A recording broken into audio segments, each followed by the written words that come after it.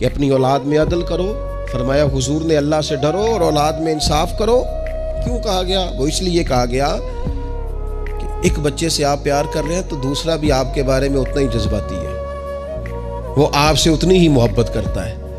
آپ ایک کی تعریفیں کیے ہی جا رہے ہیں, دوسرے کو آپ نے نظر انداز کر دیا, تو اللہ کی بارگاہ میں اس کا بھی جواب دینا ہے. حضور علیہ السلام نے فرمایا ڈر اللہ سے, انصاف کر اپنے بچوں کے اندر. اس لیے شارحین حدیث نے لکھا ہے کسی بچے کے منہ پہ 2 دفعہ بوسہ نہ دینا اور ایک کے منہ پہ 1 دفعہ. فرمایا اگر ایک کو 1 بوسہ دیا تو دوسرے کو بھی 1 ہی دے, اور اگر دوسرے کو 2 دیے ہیں تو پھر پہلے والے کو بھی انصاف کر, عدل کر, محبت میں بھی, عطا کرنے میں بھی, پیار کرنے میں بھی, نوازنے میں بھی.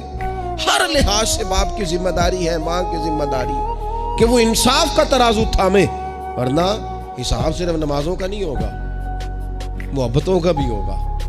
حساب صرف زکاتوں کا نہیں ہوگا, تیری الفتوں کا بھی حساب ہوگا. حساب صرف تجھ سے تیرے روزے حج زکات کا نہیں لیا جائے گا, تیری توجہات کا بھی حساب ہوگا قیامت کے دن, کہ یہاں ہونی چاہیے تھی کیوں نہیں تھی, ادھر زیادہ کیوں تھی, ادھر زیادہ کیوں نہیں تھی. اس لیے اپنی مرکزی حیثیت کو ہمیشہ سمجھیں, جانیں. اپنی زندگی میں ان کے لیے تھوڑا دل بڑا کریں, گنجائش پیدا کریں. ان کو ہماری حاجت ہے, ہماری مصروفیات میں, ہمارے کاروبار میں, ہمارے تعلقات میں. ہمارے بچوں سے ان کا بچپن چھین لیا ہے. ہم وہ ساری, آپ نے وہ حدیثیں سنی ہے تو کس لیے سنی ہے؟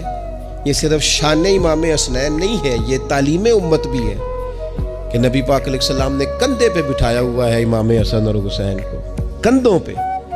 اور ایک صحابی نے جب کہا کہ کتنی پیاری سواری ہے, تو محبوب فرمانے لگے سوار بھی تو دیکھ کتنا سونا ہے, تو دیکھ تو صحیح. تو یہ آپ میری بات کو سمجھے نا, کیا کوئی کمی تھی وہاں؟ فرشتے نہیں حاضر ہو جاتے 2 منٹ میں ہر خدمت کے لیے؟ صحابہ جان قربان کرنے کو تیار نہیں ہوتے, لیکن حضور نے کیوں کندھوں پہ اٹھایا؟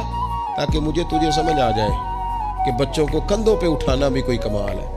تو اپنی زندگی میں وہ خوبصورتی, اور پھر نبی پاک علیہ السلام بچوں کی تربیت جب کرتے تو بڑے خوبصورت انداز میں. آپ کو پتہ ہے صحابہ فرماتے ہیں بچے کھیل رہے ہوتے تھے تو حضور جب گزرتے تھے تو بچوں کو السلام علیکم کہتے تھے. نبی پاک بچوں کو سلام کرتے, حضور فرماتے السلام علیکم, بچوں کو سلام کرتے اور پہل کرتے سلام لینے میں. آپ بچوں کو سلام کرنا شروع کر دیں, امید ہے بچے بھی سب کو سلام کرنا شروع کر دیں گے. لیکن یہ شکوہ کرنا کہ لو جی میں اتنا بڑا بزرگ آدمی ہوں, میں اتنا بڑا پڑھا لکھا ہوں, میری یہ شخصیت ہے, آپ نے مجھے سلام ہی نہیں کیا, یہ تو مفت کا رٹا ہے.